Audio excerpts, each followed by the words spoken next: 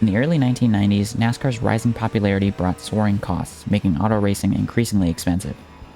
Driving a race car had become unsustainable for many aspiring racers. Recognizing this challenge, Speedway Motorsports founder Bruton Smith and legendary promoter Humpy Wheeler set out to create an affordable, easy-to-maintain, entry-level racing series.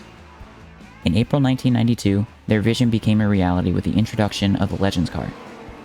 Unlike the traditional stock car body styles popular in NASCAR and late model racing, Legends cars offered something different. Legend cars are 5/8 scale replicas of street cars from the 1930s and 1940s. The iRacing version is based on a 1934 Ford Coupe. Weighing around 1,300 pounds and powered by a 125 horsepower motorcycle engine, these cars deliver thrilling racing action. At the time, Bruton Smith operated several NASCAR tracks, and with the launch of the Legends cars, many of these tracks began adding Legends ovals. These small tracks became iconic features at NASCAR venues, providing a proving ground for young drivers as early as 10 years old in the Young Lions division. Many current NASCAR Cup Series drivers got their start in Legends cars, including Bubba Wallace, Chase Elliott, Chris Buescher, Joey Logano, Kyle Busch, Tyler Reddick, William Byron, just to name a few. Legend cars aren't limited to oval tracks. They also compete internationally on road courses outside the US. These cars race in the UK, Finland, France, Belgium, Spain, Italy, Mexico, Georgia, and Australia. In early 2024, I attended the Prelude to Darlington at Florence Motor Speedway. Pace truck down in the end. Harvey, stand.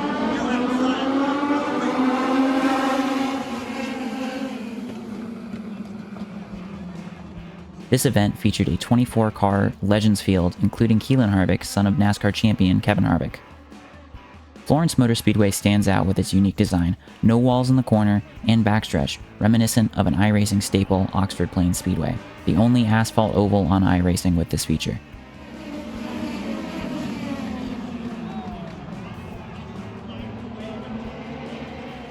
Originally built in 1950 as a half-mile clay gravel oval, Oxford Plains hosted the NASCAR Cup Series in 1966, 1967, and 1968.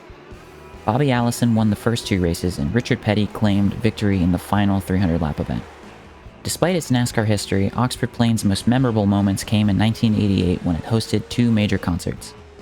In May, Van Halen's Monsters of Rock tour brought 40,000 fans for 9 hours of performances featuring Metallica, The Scorpions, Dokken, and Kingdom Come. Just a week later, the Grateful Dead drew 140,000 fans over 2 nights, an astonishing number compared to the track's current 14,000 seat capacity. In 1961, Oxford Plains was reconfigured into a 3/8 mile asphalt oval. This track has seen decades of racing history, and today we continue that virtually. Alright, so today I join you at a kind of a weird place. This is a Rookies race. This is the Rookies Legends series that iRacing holds every hour. This series used to be open setup back when I used to be on iRacing, but now it's a fixed setup Legend series or Rookie series. One of 3 series that iRacing has available for people that are on Rookies. We immediately mess up our first corner here.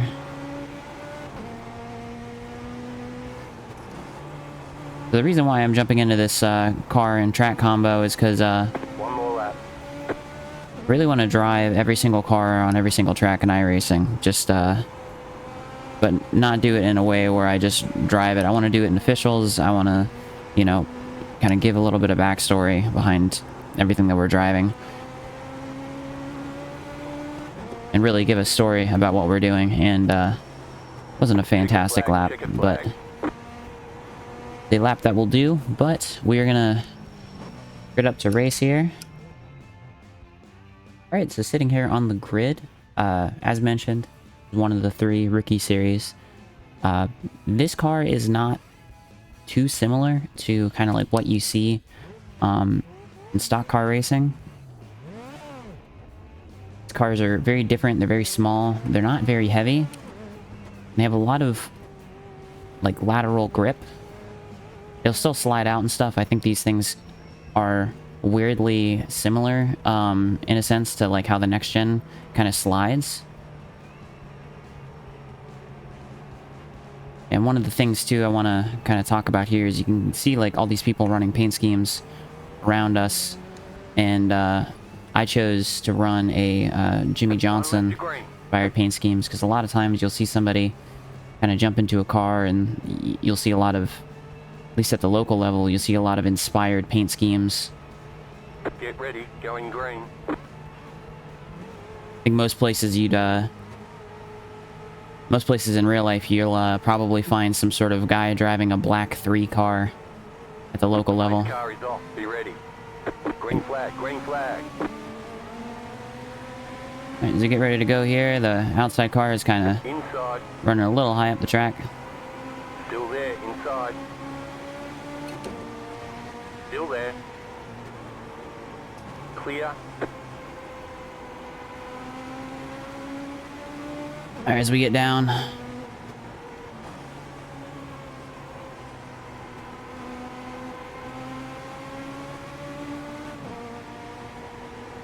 it's gonna look like we have a lot of opportunities here to get down on the inside of somebody, but oftentimes that's not the actual case.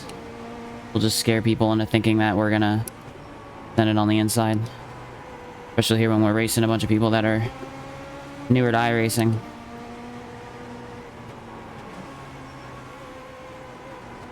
Car outside. Clear outside if you want it. Trying to keep it clean here. I'm a rookie. I'm not a rookie. Car in P. I'm a non-rookie in a rookie race. 17.274. Yeah, this car is going to teach you a lot of good things, especially on a track like this. While this isn't the most exciting combo, you're still going to learn a lot of lessons. It's very, very hard on that right front. So trying to get this car to turn and not have it be very right front reliant is very difficult. Just set your fastest lap of the session. The car in P1. Just set the fastest lap. 17.122.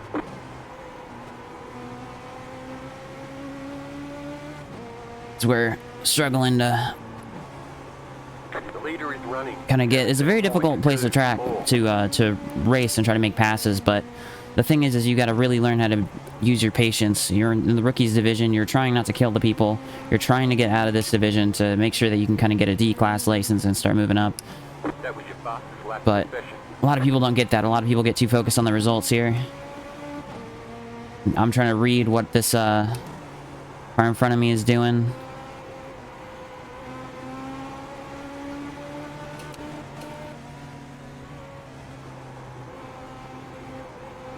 Car wouldn't shift up there.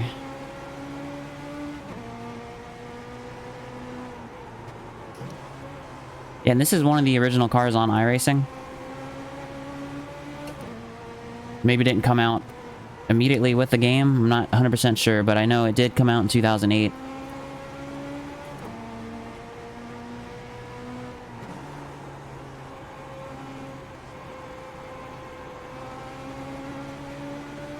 You can see this car in front of me starting to run out wide. That's one of the things where you're running out wide, you think you're gaining time, but a lot of the times you're just adding extra wear to the tires. You're sending the car out. Most likely those people aren't steering, or, I mean, using too much steering, and they're just sliding that right front right across the asphalt there. There's a pass for the lead up ahead of us.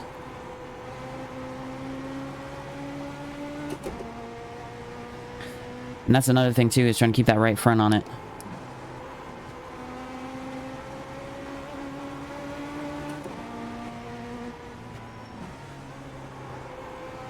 The leader just did a 17.333. Yeah, Phoebe's doing a good job of not getting intimidated by my moves here.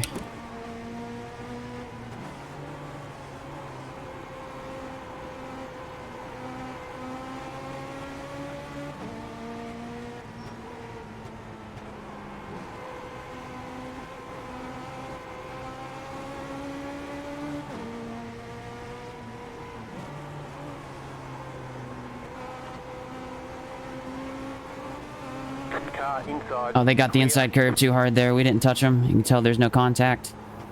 Unfortunate there for Phoebe.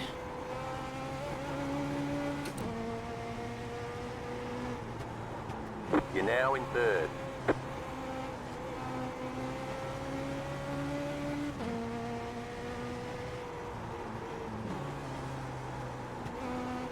It's one of those crucial things too, is learning how to use the spotter. You're waiting for to hear something like I'm inside, but a lot of those times it feels like you're inside, but you're actually not. It's where the spotter is really, really helpful.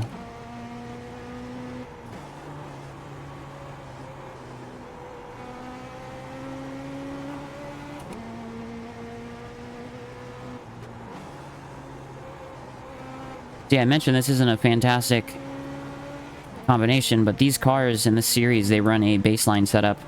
For those who are unfamiliar, baseline setups, they're baselines. They're there to be all-encompassing. They're there to be as universal as possible. So these cars are not set up for Oxford plains. They're set up for basically everything. So this flat track, this car is having to use a lot of lateral grip to kind of get the car to turn, but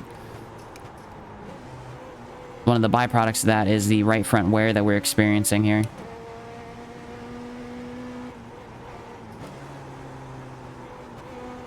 I highly suggest anybody who's lives in the United States, or hey, even if you live in a country that has,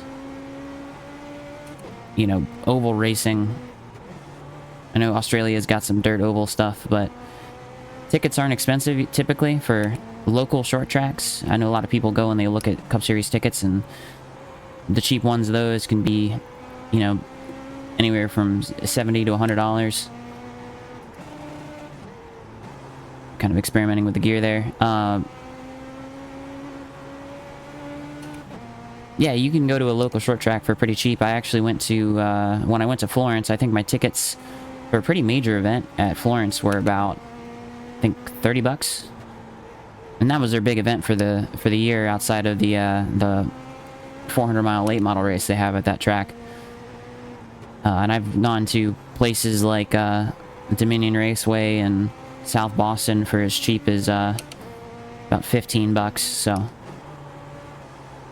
if you've got kids and you want them to experience racing, but you don't want to make a whole ordeal out of going to a cup track, deal with all that traffic, go to a local short track. Those places are a ton of fun, and they're you know, not many of them left. Used to be a lot more. Our leaders are catching lap traffic.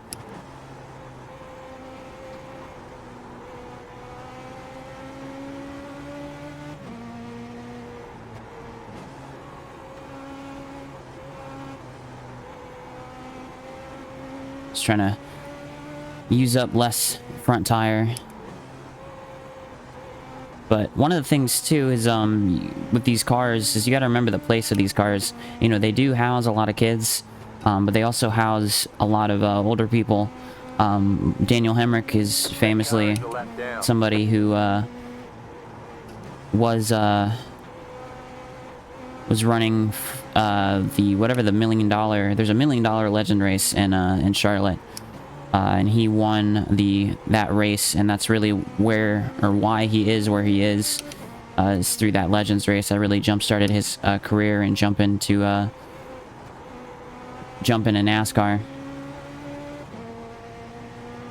We're gonna try moving up just a little bit.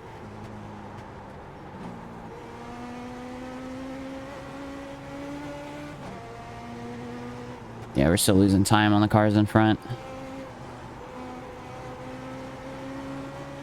But yeah, those drivers like Daniel Hemrick, you know, come and running in this car. And then you've got people like Keelan Harvick, and you've got, you know, some kids as young as 10 years old who are really learning how to drive and race. And they're not typically the first step. You know, there's always karts and bandoleros, which are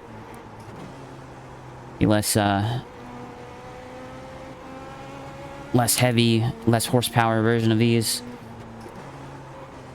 Be interesting if iRacing ever added bandoleros, but I don't think that would be a fantastic experience. 7.5 seconds. Yeah, so I believe we are starting to wear our right front tire out more than others. You kind of see some of these guys are starting to run higher up on the racetrack.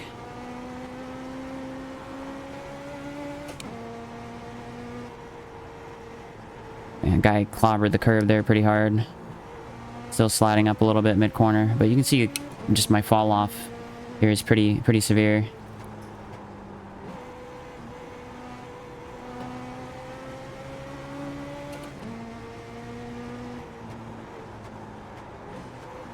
And this is a track I don't feel like gets that much love in the iRacing community. I feel like That car is a lap down. tracks like this are really unique and interesting. I would love to Clear outside if you want it. maybe do some late model races, or more specifically, I love modifieds. I'd love to do a modified race here. Car is a lap down. 5 to go. We're in a great spot with some hardware.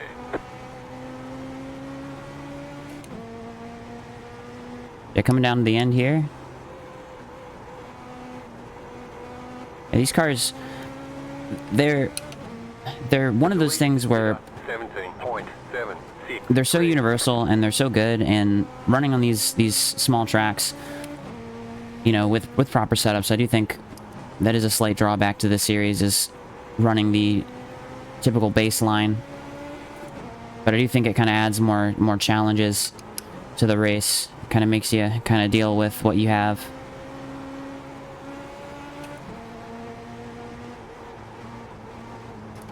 But this is a great car to learn in, and this is even a great car to have fun with. I highly recommend, if you've not driven these cars, go find an advanced Legends race, or if you're new to iRacing and you kind of want to experience some racing, just go jump into these, try them out yourself. You know, really give this car a sit down and kind of give it its roses. There's a crash ahead. People are learning to rejoin safely. That's great to see. Alright, we're going to come across the line here. In third place.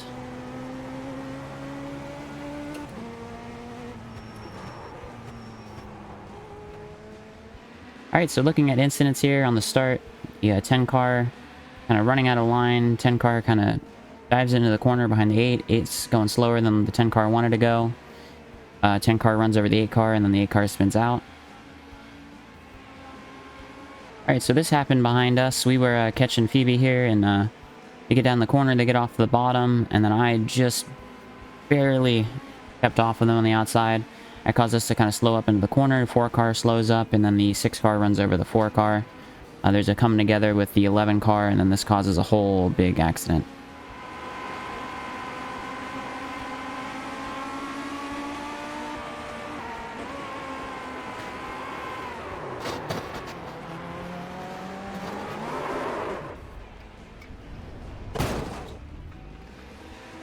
Alright, coming down to the end of the race, you have the 5 car. 5 car's trying to make a move here in the 12.